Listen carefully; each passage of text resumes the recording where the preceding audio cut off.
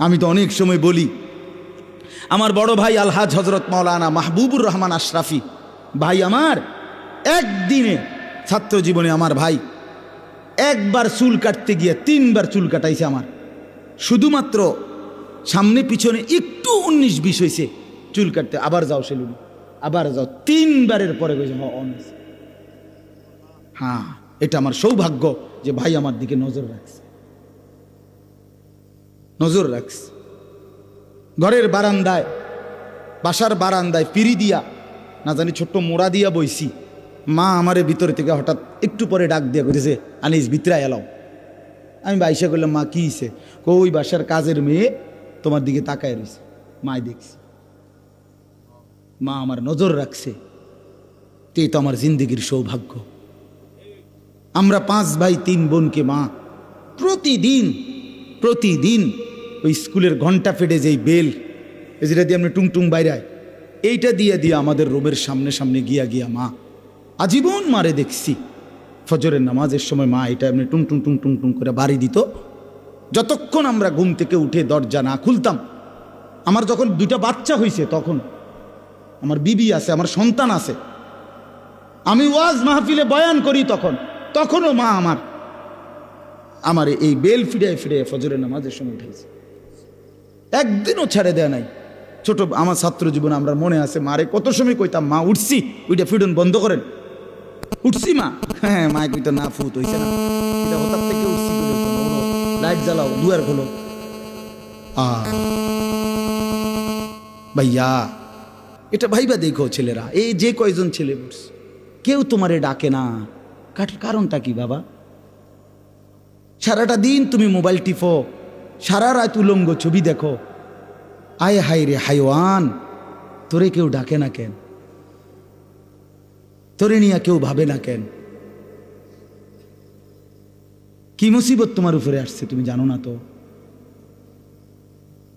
এই জন্য বাপ, কোরআনুল কারীমে আল্লাহ বলছেন, কুলু ওয়া তামাত্তাউ কালিলান ইন্নাকুম মুজরিমুন।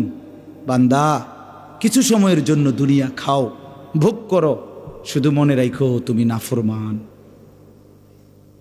খাইতে দিচ্ছি আমি, অসুবিধা নাই, কোরআন শরীফের আয়াত। সকালে নাস্তা খাইতে বসছো, আল্লাহ বলে বান্দা খাও, অসুবিধা নাই, আটকাইতাম না, শুধু মনে রাখো ফজরের নামাজ পড়ো নাই।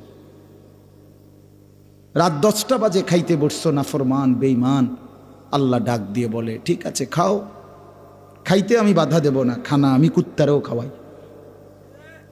হ্যাঁ, আরে নাফরমান, খানা কুত্তারেও খাওয়ায়, কুত্তারেও খাওয়ায়। কুত্তাও ঘুমায়, কুত্তাও পেশাব পায়খানা করে, কুত্তারও বাচ্চা কাচ্চা হয়, যৌন চাহিদা কুত্তারও পূরণ হয়। এটা আশ্চর্য কিছু না। বাত কতটি খানার নাম জিন্দিগি না বাপ? ফুটতে পারলে আর ফুর্তি করতে পারলে এটা জীবন না বাপ। আল্লাহ বলছে খাও, কোনো অসুবিধা নাই, আমি জন্তু জানোয়াররাও খাওয়াই, তোমারে খাওয়াইতাম না কা, শুধু এদ্দুর মনে রাখবা ইন্নাকুম মুজরিমুন, তুমি পাপী। বিল্ডিং করছো করো, কোনো সমস্যা নেই, হতো এটা। আল্লাহ বলে ঘুমা হও, শুধু খেয়াল রাখবা যেটি সুদের টাকা, কিস্তির টাকা, লোনের টাকা, বাটফারির টাকা, এ কথাটা শুধু মনে রাখ, পরে বুঝইব। হ্যাঁ পরে হিসাব, অন ভাত খাও। ভাতের লাগে আটকাইতাম না আমি, দুনিয়া আমি সবাইকে ভোগ করতে দিই। সরাসরি কোরআন আয়াত, কুলু ওয়া তামাত্তাউ কালিলান ইন্নাকুম মুজরিমুন। এরপরেই আল্লাহ বলেন ওয়াইলু ইয়াউমা ইদিল লিল মুকাদ্দিবিন। মিথ্যাবাদী নাফরমান, মনে রেখো সেদিন আখিরাতে তোমার জন্য জাহান্নাম। ওয়াদারনি ওয়াল মুকাদ্দিবিনা উলিন নি'মাতি ওয়া মাহহিলহুম কালিলা। আল্লাহ বলে আমার নাফরমান বান্দাকে কিছু সময়ের জন্য দুনিয়া খাইতে দাও, শুধু তারে বলে রাখো ইন্না লাদাইনা আনকালাও ওয়া জাহিমা।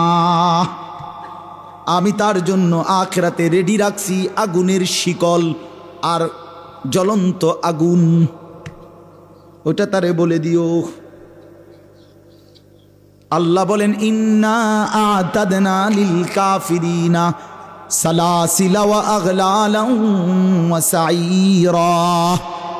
সমস্ত নাফরমান বেঈমানের জন্য আমি প্রস্তুত করে রেখেছি আগুনের শিকল, আগুনের বেড়ি এবং জাহান্নামের আগুন। শিকল দিয়ে বাঁধিবে। কোরআনুল কারীমের মধ্যে আছে 70 হাত লম্বা শিকল, 70 জিরাআ, 70 হাত লম্বা শিকল। আর বেড়ি দিয়ে বা বেড়ি বাঁধিবে। বেড়ি বান কি?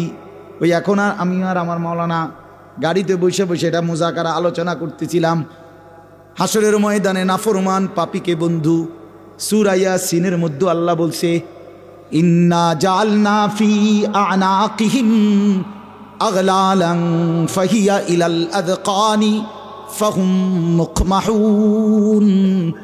আল্লাহ বলে, নাফরমান মনে রেখো, হাসরের ময়দানে আমি আল্লাহ এইভাবে ঘাড়ের মধ্যে 2 হাত এইভাবে ফেরেশতা বান দিবে, এই থুতনির নিচে দিয়া হাত রাখবে, ফলে চেহারাটা উপরের দিকে উঠে যাবে।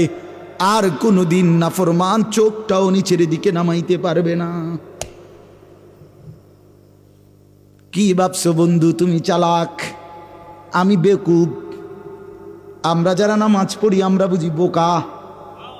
কি মনে করছো আমরা যারা শুধুমাত্র মসজিদের ইমাম আসতে 10,000 টাকা বেতন দিয়া খোদার 12টা মাস চলে বেকুব এই জন্য না? তুমি চালাক। তুমি ভাত খাইয়া বড় হইলে, আমরা কি সিরা খাইয়া বড় হইছি নাকি? বুঝবো না কেন? কথা বলেন না। দুনিয়া না বুঝার কি আছে? কেমনে সুদে টাকা লাগাইতে হয় আমরা বুঝি না? না বুঝার কি? কিন্তু ওই আখেরাত আল্লাহ বলেন আমি বেড়ির মতো বাঁধ দেবো এইভাবে।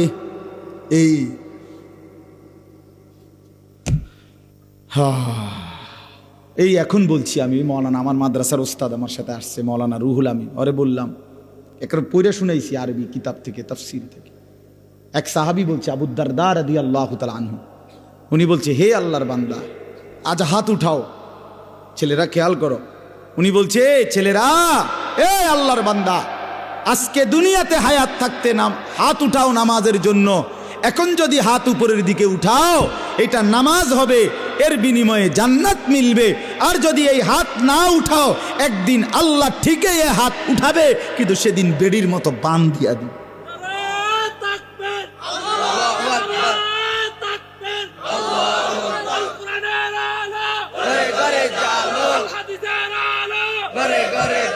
বোঝো নাই বন্ধু? হাত তোমার উঠাইতো, হাত এটা উঠা। এখন তো এমনি সুন্দর নামাজের জন্য উঠাইলা, হইলে উঠাইলা না বেঈমান?